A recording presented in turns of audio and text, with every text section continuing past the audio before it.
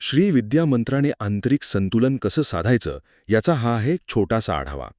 तर श्री विद्या म्हणजे एक प्राचीन साऊंड फॉर्म्युला आहे. यात कुठलेही मोठे विधी नाहीत, फक्त आतून स्पष्टता आणि सुसंवाद साधण्यावर भर आहे. पहिली महत्वाची गोष्ट, हा श्री विद्या मंत्र म्हणजे नक्की काय आहे? हे बघा, हा मंत्र म्हणजे कुठलं वाक्य नाहीये, तर तो आहे आवाजाच्या रूपातला एक जागरूकतेचा नकाशा. आणि याचा उद्देश इतरांवर कंट्रोल मिळवणं अजिबात नाही, तर आपल्याच आतलं असंतुलन दूर करणं आहे.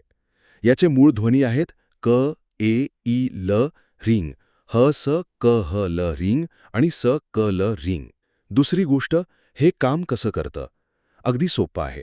हा मंत्र आपल्या आतल्या वेगवेगळ्या ऊर्जांना एकत्र आणतो. तुम्ही असं समजा की ज्योतिषशास्त्रानुसार जसं सूर्याकडून आपल्याला स्पष्टता मिळते, चंद्राकडून भावनिक स्थिरता, तसंच हा मंत्र या सगळ्या तत्वांना एकत्र जोडतो. आणि जेव्हा या सगळ्या ऊर्जा एकत्र येतात ना, तेव्हा आयुष्यात एक पूर्णत्वाची भावना येते.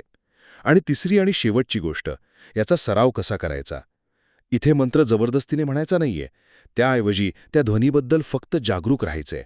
अगदी जसं आपण एखाद्या वाद्याला हळुवारपणे सूर लावतो तसं. रोज फक्त 5 मिनिटं शांत बसा, मंत्र ऐका किंवा मनातल्या मनात म्हणा आणि फक्त त्या संतुलनाचा अनुभव घ्या. थोडक्यात काय, तर जेव्हा तुमचा आंतरिक सुसंवाद वाढतो, तेव्हा तुमचं आयुष्यही नैसर्गिकरित्या अधिक सोपं आणि सुरळीत होतं.